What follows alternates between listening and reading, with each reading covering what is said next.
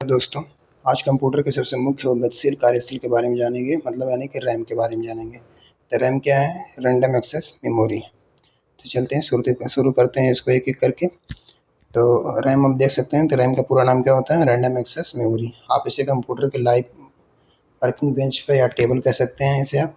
Computer जो आप वर्तमान में कंप्यूटर पे जो भी काम कर रहे हैं, वो सब इसी रैम पर खुला होता है, लेकिन यह वोलेटाइल यानी अस्थायी होता है। जब तक कंप्यूटर को बिजली मिल रही है, डेटा रहेगा।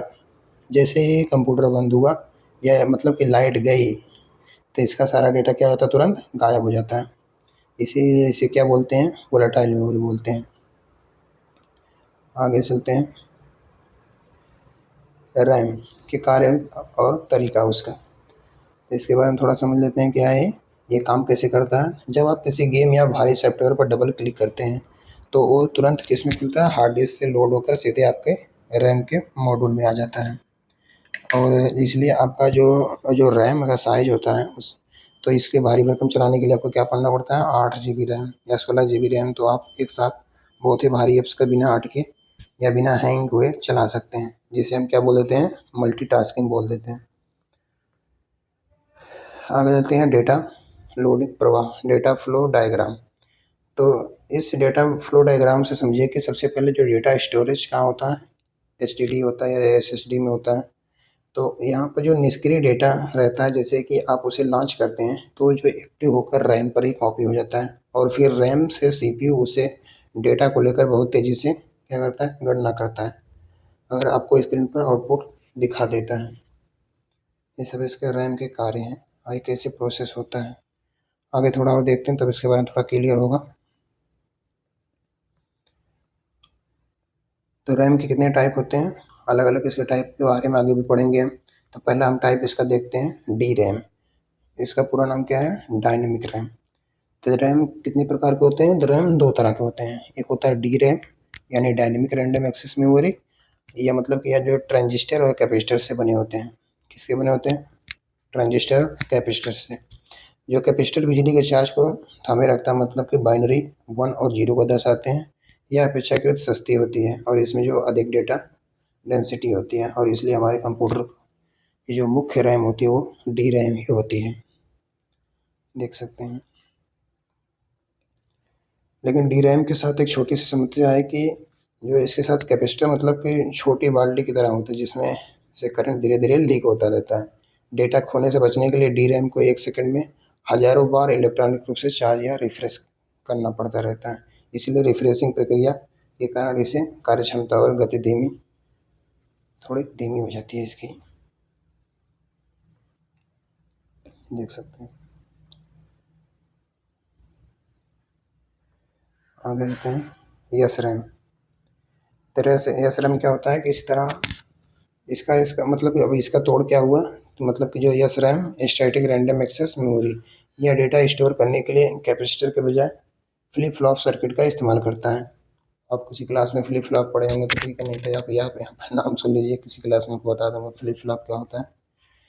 तो ये क्या होता है? फ्लिप फ्लॉप एक सर्किट का होता है, इस्तेमाल होता है जिसे इसमें करंट लीक नहीं होता है, इसलिए इसे बार बार रिफ्रेश करने की बिल्कुल ज़रूरत ही नहीं पड़ती। जब तक लगातार बिजली मिल रही है, डेटा टिका रहेगा, मतलब इसकी जो गति रहेगी बहुत तेज रहेगी, इसलिए रिफ्रेश मुक्त। बहुत ही ज़्यादा समय हिंदी हो गया। आगे देखते हैं, एस रैम और डी रैम में अंतर। अगर इन दोनों का क्विक कंपेरिजन करें तो जो एस रैम आप देख सकते हैं अत्यंत तीव्र गति, और जो एस रैम डी रैम की तुलना में देखेंगे, एस रैम की तुलना में धीमी होता है। कौन? D RAM. एस रैम को बनाने में प्रति सेल 6 ट्रांजिस्टर लगते हैं, जबकि डी रैम सिर्फ एक ट्रांजिस्टर और एक कैपेसिटर से बन जाती है। एस रैम को रिफ्रेश करने की ज़रूरत नहीं होती है, और डी रैम को लगातार रिफ्रेश करना पड़ता है। एस रैम बहुत ही महंगी और बड़े आकार की होती है, इसलिए इसका मुख्य उपयोग कैश मेमोरी की तरह होता है, जबकि डी रैम सस्ते होने के कारण इस हमारी जो सिस्टम रैम होती है वो इसलिए जबकि डी रैम सस्ते होने के कारण हमारी सिस्टम रैम होती है।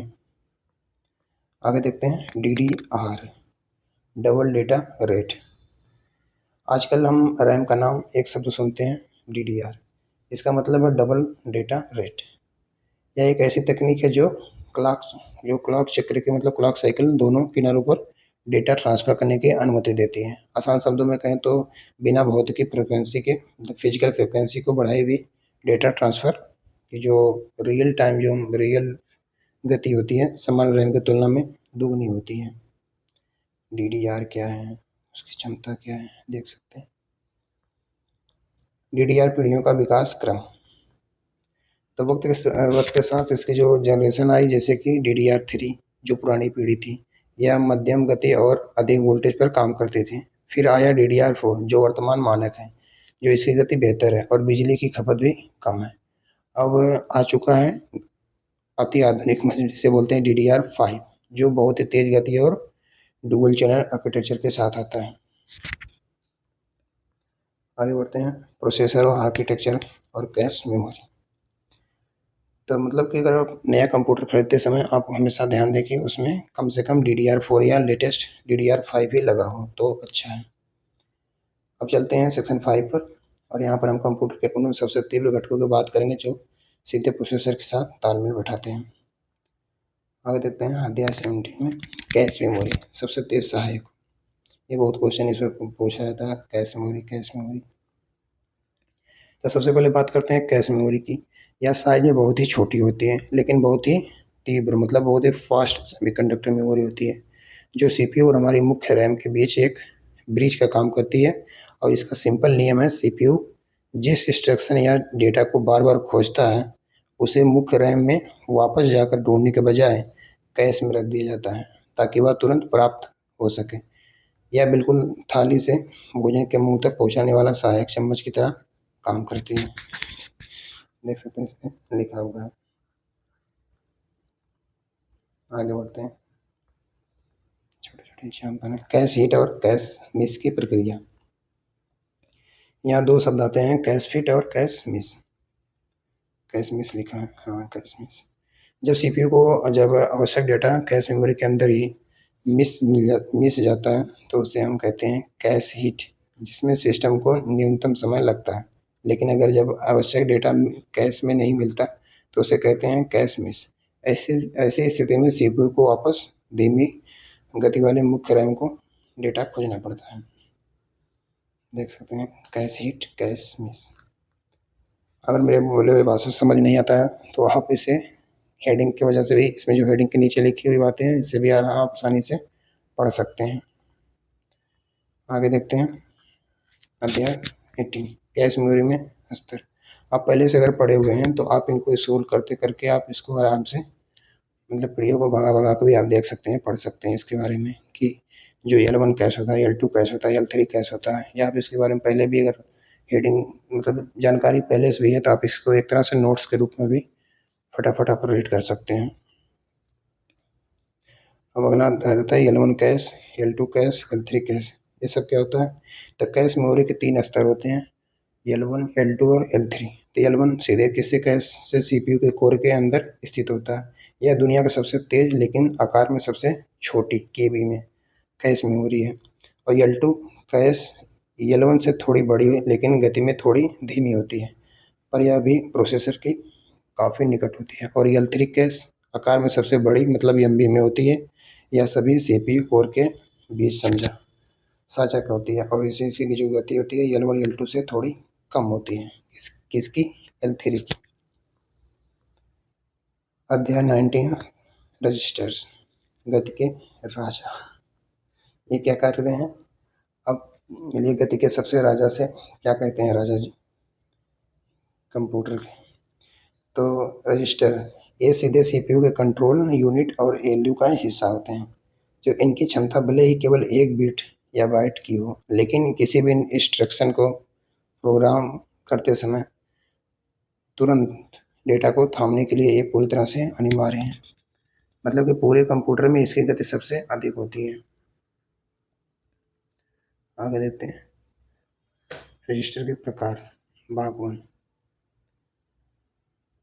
तो ये रजिस्टर के कई प्रकार होते हैं जिसका अपना अपना अलग अलग सबका काम होता है। जैसे पीसी हो गया, एमएआर हो गया, एमबीआर हो गया। तो पहला है पीसी। पीसी को समझ लेते हैं कि पीसी का पूरा नाम क्या है? Program counter. यह हमेशा उन अगले निर्देश या मेमोरी एड्रेस रखता है जिसे निष्पादित किया जाता है, एग्जीक्यूट। और एमआर मेमोरी एड्रेस रजिस्टर या सक्रिय मेमोरी लोकेशन का एड्रेस रखता है जो डेटा पढ़ना या लिखना है। एमबीआर मेमोरी बफर रजिस्टर या मुख्य मेमोरी से आने वाले वास्तविक डेटा को अस्थायी रूप से समझता है। मुझे पता नहीं क्यों ऐसा लग रहा है कि आपको प्रोसेस अच्छे से समझ में नहीं आ रहा होगा, क्योंकि ये फ्लो नहीं बन पा रहा है, कुछ दिक्कत आ रही है मुझे भी। फिर भी आपने एक बार अगर इसको पढ़ा हुआ है तो आप इसको मतलब कि स्क्रीन पे पहुँच करके आप इसको फटाफट आप एक तरह से नोट्स की तरह रीड कर सकते हो अपने तरीके से। अध्याय 20 रजिस्टर के बाद में क्या-क्या चीज़ें आते हैं, पीसी, एमएआर, एमबीआर, इसके बारे में थोड़ा पढ़ भी सकते हैं कि इसका फुल फॉर्म क्या होता है, इसके कार्य क्या हैं, इसके बारे में नीचे हिंदी में आपको लिखा हुआ भी मिल जाएगा।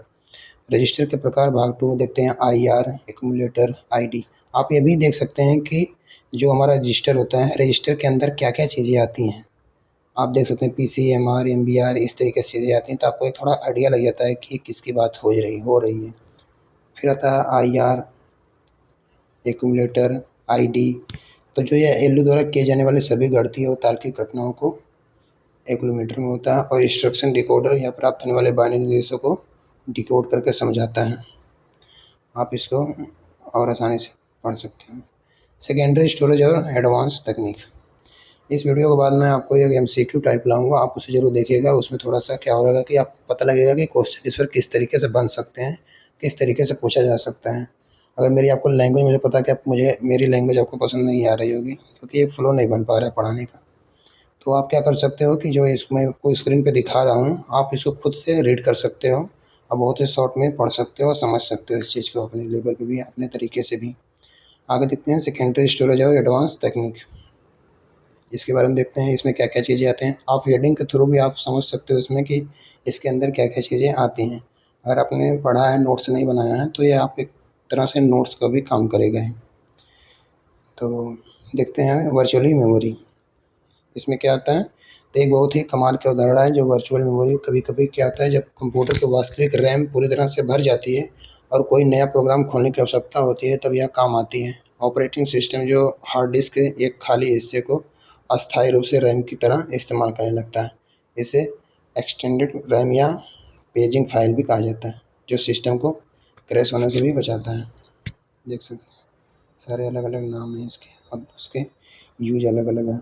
अगर आप पढ़े होंगे पहले भी कंप्यूटर इंस्टीट्यूट में कहीं भी, तो आप इसको बहुत आसानी से रीड कर सकते हैं, तैयार कर सकते हैं एग्ज़ाम के लिए अपने। Secondary storage. तो सेकेंडरी स्टोरेज में देखते हैं, बात करते हैं हमारे जो भौतिक फिजिकल गोदाम यानी एसटीडी जो हमारे सिस्टम में लगी होती है, तो बहुत स्लो काम करती है। ये वो जगह जहाँ आपके फाइलें और विंडोज हमेशा के लिए सुरक्षित रहते हैं।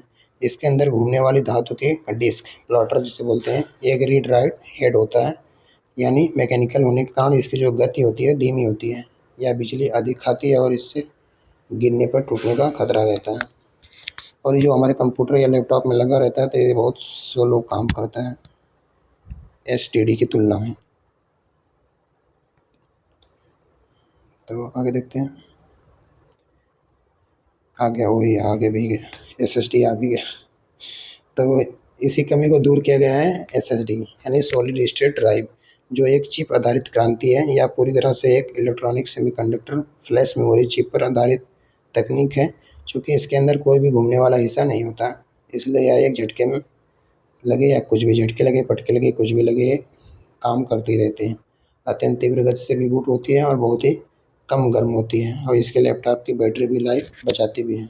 और ये एचडीडी जो होती है वो बैटरी हमारे लैपटॉप का क्या करती है, बहुत ज़्यादा ही कंज्यूम करती है, खाती पीती है। बहुत जल्दी देखते होंगे, बहुत जल्दी लगाओ ख़त्म हो गया, फिर चार्जर लगाओ। एसएसडी क्या होता है, इससे थोड़ा सा हमारा जो कंप्यूटर लैपटॉप होता है थोड़ा तेज़ काम करता है। ओपन किया, जैसे ऑन किया वैसे ही काम शुरू कर देता है, ऑन हो जाता है तुरंत। तो थोड़ा सा शॉर्ट में आप समझ सकते हैं कि गति के अंतर कितना बड़ा है। एक सामान्य जो एसटीडी होता है साटा, जिसे करीब 150 एमबीपीएस की स्पीड होती है, वहीं साटा आप देख सकते हैं अपनी जगह पे। आगे बढ़ते हैं, इसमें कुछ खास नहीं है। GPU graphical processing unit. अब बात करते हैं सिस्टम की आँख यानी सीजीपीयू, ग्राफिकल जिसे बोलते हैं ग्राफिक्स प्रोसेसिंग यूनिट। इसे विशेष रूप से वीडियो रीडिंग या 3D गेमिंग और इमेज प्रोसेसिंग से जुड़ी समांतर गणनाओं को संभालने के लिए बनाया गया है। ग्राफिक्स कार्ड के पास अपनी खुद की समर्पित रैम होती है जिसे वी रैम कहा जाता है, और जो हाई डिफिनीशन यानी ग्राफिक्स डेटा को बेहद तेज गति से प्रोसेस करने में सहायक है। इसी चीज़ को मैं भी पढ़ के बोल के आपको बता रहा हूँ। आगे देखते हैं, क्योंकि इतना थ्योरी सबको याद रहेगा नहीं। मेमोरी की मान और स्पीड बदलने क्रम, थोड़ा अगली वीडियोस में क्या करूँगा ना, थोड़ा इंग्लिश इसमें डालूँगा। बहुत ज़्यादा हिंदी की वजह से मुझे भी बहुत दिक्कत हो रही है। मेमोरी यूनिट्स के आधार, कंप्यूटर केवल 2 ही अंक समझता है, क्या क्या, 0 और 1। आप इनमें देख सकते हो बाइनरी भाषा, बाइनरी लैंग्वेज। बहुत ही ज़्यादा हिंदी हो चुका है इसमें, समझ में आपको भी नहीं आ रहा होगा। तो जब 4 बिट यानी एक समूह में मिलते हैं तो उसे हम क्या बोलते हैं, एक निबल बोल देते हैं। ये क्वेश्चन पूछता है कि एक निबल में कितने बिट्स होते हैं, तो आप बोल सकते हैं कि 4 बिट्स मतलब एक निबल होता है। और अगर एक बाइट बोल देता है तो जो अगर 8 बिट्स अगर समूह मिलकर एक बिट का जो ग्रुप बनता है, एक बिट नहीं, एक बिट्स, 8 बिट्स का जब समूह बनता है तो उसे एक बाइट बनता है। तो कीबोर्ड किसी भी एक अक्षर को दर्शाने में काम आता है। आगे देखते हैं, मेमोरी इकाई और केबी से जीबी तक। अब इसमें समझ सकते हो कैसे कैसे क्या बन रहा है। तो बाइट्स जो आगे कहानी उस इस तरह से चलती है, देख सकते हैं इसमें जो 1024 बाइट होता है मिलकर क्या बनता है, 1 केबी। बोलते हैं ना कि हमारा 1 केबी 2 केबी, या आप फॉर्म भरे होंगे ट्रिपल-सी ओ लेवल या किसी अन्य एग्जाम का, उसमें कहता है 1 केबी से लेकर या 1 एमबी, एमबी तो बहुत कम ही मांगता है, केबी में बात करता है कि 15 केबी का होना चाहिए, 20 केबी का होना चाहिए। तो आप देख सकते हैं कि 1024 बाइट्स मिलकर क्या बनता है, 1 केबी। देख सकते हैं इसमें छोटा टेक्स्ट दस्तावेज क्या होते हैं, बनते हैं। इसे थोड़ा से उदाहरण भी समझ सकते हैं कि इसमें क्या होगा, बहुत छोटा होगा, क्योंकि ये क्या है, इसकी साइज कितनी है, 1 केबी है। अगर 1024 केबी से बनता है तो उसे क्या बोलते हैं, 1 एमबी, या ये थोड़ा सा उच्च गुणवत्ता वाला हो जाता है 1 एमबी का। अगर 1024 एमबी से बनता है तो उसे 1 जीबी या पूरी हाई डिफिनीशन मूवी फाइल। इसे समझ सकते हैं कि इतने स्टोरेज कंज्यूम करती हैं। 1024 टीबी से बनता है 1 पीबी मतलब पेटाबाइट, बड़े कॉर्पोरेट क्लाउड डेटा सेंटर को दैनिक बैकअप के लिए। आगे देखते हैं, दिखाता हूँ आपको, जैसे और इसके आगे बात करें, जैसे जेड भी लिखा है, जेड भी कहाँ गया, जेड भी यहाँ है। आप इसमें भी देख सकते हैं कि कितने बन के कितना होता है, 1 टीबी कितना होता है, 1024 जीबी होता है। 1 पीबी कितना होता है, 1024 टेराबाइट होता है, टीबी होता है। 1 ईबी तो 1024 पेटाबाइट होता है। इससे बड़ा एग्जाम में नहीं पूछता है, अगर पूछे तो आप देख भी सकते हैं, एक बार अगर पढ़े रहेंगे देखे रहेंगे तो आराम से आप टिक कर देंगे। देख सकते हैं योट्टाबाइट। अब आगे आते हैं सबसे बड़ी इकाई योट्टाबाइट। इसको देख लें, थोड़ा योट्टाबाइट लग रहा है, जैसे लग रहा है पूछने वाला है, योट्टाबाइट। तो वर्तमान में योट्टाबाइट जो वाईबी को डिजिटल जगत की सबसे बड़ी और व्यवहारिक मापन इकाई माना जाता है। दुनिया की सबसे बड़ी इंटरनेट और क्लाउड कंपनियां जैसे गूगल, अमेजॉन के जो वैश्विक जो ग्लोबल जो सर्वर डेटा को मापने के लिए इसका उपयोग किया जाता है, इसी का उपयोग किया जाता है, किसका, योट्टाबाइट का। यह आकार में इतना बड़ा है कि पूरी दुनिया के जो डिजिटल डेटा को इसमें समाहित किया जा सकता है। अनुमान के लिए अगर आप 1 योट्टाबाइट का डेटा अपने घर के नॉर्मल 1 टीबी के हार्ड डिस्क में भरना चाहें तो उसको ऐसे ही 1 लाख करोड़ हार्ड डिस्क की ज़रूरत पड़ेगी, इतना बड़ा इसकी क्षमता है। आगे देखते हैं मेमोरी स्पीड चार्ट, तेज से धीमा। आप इसको समझ सकते हैं ग्राफ के हिसाब से कि रजिस्टर कितना तेज होता है, कैश मेमोरी कितनी फास्ट होती है। आप इसमें नज़र दे सकते हैं कि सबसे टॉप पर 100% यानी सबसे तेज़ स्पीड के साथ रजिस्टर आते हैं, और उसके बाद 80% अति तीव्र पर कैश मेमोरी, और वहीं 60% पर हमारी रैम और 40% औसत पर SSD रोम सबसे नीचे है सर। 20% की गति पर आती है हमारी HDD, जो नॉर्मल जो सस्ते वाले कंप्यूटर लैपटॉप में लगी होती है।